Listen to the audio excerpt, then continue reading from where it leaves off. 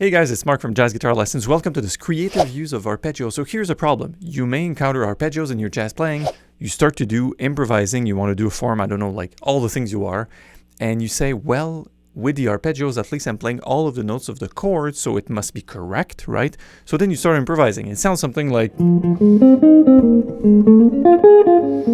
And you're like, that can't be it. I can't just build jazz lines out of just arpeggios because it may sound off to you. Go, hey, there's something missing. So in this video, I want to give you 3 strategies. So I'm going to give you the double down, the resolve backwards, and a skip and walk, and we'll do that together through an example that's going to make tremendous sense. And finally, you're going to find that you will be able to exploit your good old arpeggios, like shapes you already know, you already have on the guitar. You'll be able to place them in time in a way that makes sense to make the changes. That's melodic. Also, you'll find how you can repurpose your fundamentals, which is pretty simple, which is just looking at the same old thing but applying it a different way. And you'll walk away with 3 basic licks for a 2-5-1 that is super hip. So let's get going.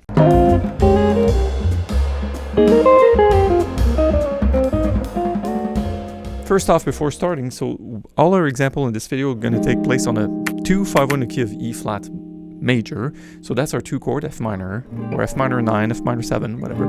B flat 13 will be our 5, and the 1 chord is going to be E flat major 7. So that's it. So the scale is... Right, very good. So let's start right away with the whole double down approach. So when you have arpeggios, one of the main drawbacks is to have 1, 3, 5, 7, 9, right? So I was doing all the things in the intro, right? And then after you're done, 1, 3, 5, 7, or even with a 9, you're done, and where do you go? So to give a semblance of resolution, or to be able to capitalize on the harmonic and melodic possibility of your arpeggios, we will double down on our resolutions, meaning we will do 2 resolutions, and it's going to be basically stacking an arpeggio on top of one another. Here it is. F minor, we will play F, A flat, C, and E. So far, nothing special, you just climb this up. But when you reach this point, you will fall on the previous note, which is a half step down. If you see this in your mind's eye on the guitar, you see, oh yeah, so that's a third of the B flat 7, right? So that's the beginning of the lick. We just go, all right, I went up, I resolved, and now I completely made the change between this 2 chord and then to the 5 chord. And what do? Then we double down. So we double down on doing an arpeggio up. But you may say, well, Mark, if I want to do my B flat 7 arpeggio, shouldn't it be like, or, right? Shouldn't be, so yes, absolutely it should be that. And the point is, instead of starting on the root of your B flat, you will start now on your 3rd. So we're doubling down. We're doing an F minor, 1, 3, 5, 7, 3, 5, 7, flat 9. People say, well, that's a diminished arpeggio. It is, right? So instead of doing only 1 arpeggio and being done with it, we do 1 and we climb the other. Hence my it should have been double up. We go double, play the arpeggio, play the other one on top, and then finally resolve that. So it means that on our E flat at the top, we wind up with the 5th of E flat right there, which is fantastic. So again, the lick is 3, 5, flat 7, flat 9, and that's where it lands. Right? So let's do it with a backing track so you hear exactly how it sounds and what it's supposed to sound like. 1, 2, 3, 4.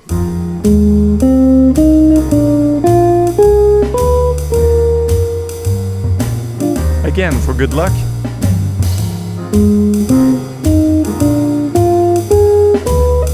And that's it. And good job.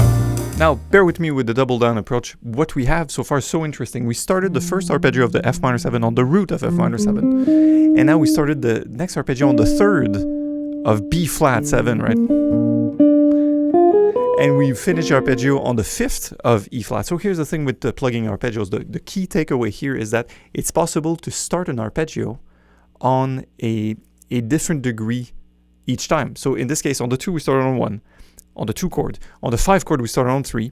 On the 1 chord, we started on 5, which segues into exactly the next lick we're going to work on. So the next lick we're going to work on I call resolve backwards. So here's the thing. We can always start an arpeggio with any of the 5 notes, any of the 4 notes. So being the F minor, I could start on this one, which we've done. I could start on this one, which you guys are probably fans of, like 3, 5, 7, 9. You guys love that kind of sound. But what I love is like start on the 5th, man. Why not start on the 5th? Starting on the 5th just gives you these amazing possibilities. Plus, you'll see this resolving backwards means you can climb up the same triad twice. It's just so easy technically. So here's a lick. I will do this for my F. Yes, that's just an F minor triad. So 5, 3, 1, 7. And where does the 7 want to go? It wants to resolve again. So the first time we went 1, 3, 5, 7 and resolve. Now we're going to go. So we have the same 7 to 3 resolution on that one. So here it is. 5, 3, 1, 7. That's a third of B flat 7. Where do we go from there? We just go back up with the same notes.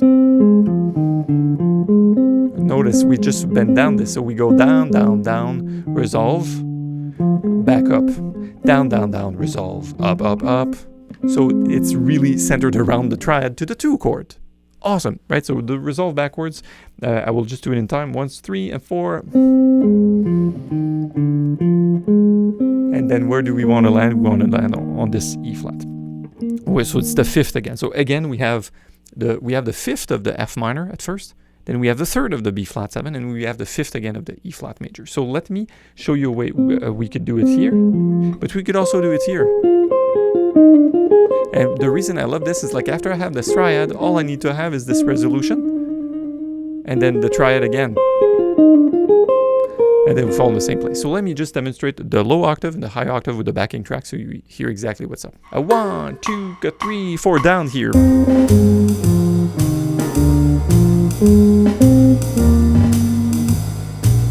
Up there. Here.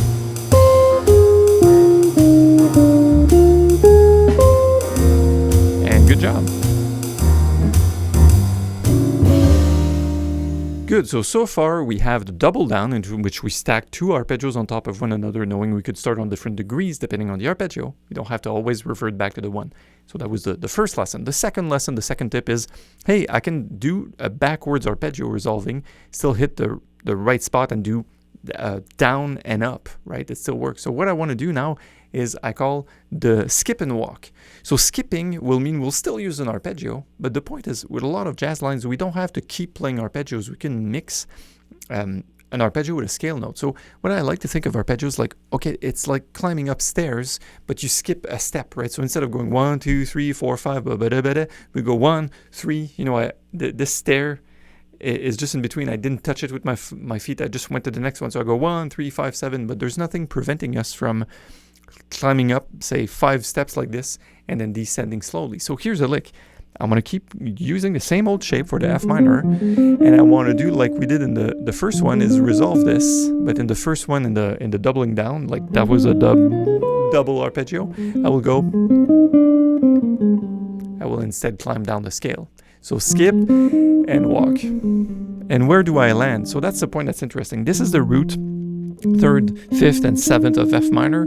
This is the 3rd of B flat 7. So again, I hit a different tone, and if I keep climbing up the scale, I will land on the 3rd of the target chord, the 1 chord. So that's the 3rd of E flat. What's interesting is I have, again, 1, 3, and 3 as my target note. So people say, Mark says to resolve on the 3rd. Well, it's like, yeah, you can resolve on the 3rd every other bar if you wanted. You can do an arpeggio down. You can do a scale up into it. You can do chromatic. Like, well, actually, let me put it this way. You can do anything you want, right? But the point here is like, here's different strategies that you can mix and match, and it starts sounding like actual jazz lines. So skip up and walk down. So skip up and walk down. Skip up and then just straight up down the scale. Pretty boring. And we can also do the octave up approach here, which is, you guys may want to do it in a position like, you can definitely do that. You can do it wherever it's comfortable. So we'll just put on the backing track for our 3rd strategy to wrap it up. 1, 2, 3, skip up, walk down, up there the octave, skip up, skip, scale down. Beautiful. I hope you have enjoyed this video. This is really important. 2 more things before I let you go. Really important to pick up the guitar and to play with the examples as I go. I saw comments on YouTube, people saying you didn't give any examples. So here's the example, is to sit with me here on YouTube pretty much the same way you would sit with a private instructor. So you can grab these things by osmosis as I give them. And I will leave you with 2 thoughts. So the first thought for a more advanced player, you'll have noticed that we took our sweet time and we did quarter notes. So 1, 2, 3, 4. Well, this is pretty boring. But if you play bebop changes and it's like 1, 2, 3, 4, 1, 2, the changes are every 2 beats. Instead, you may do this in 8 notes. So that was our skip and walk. Or you could do the backwards resolution.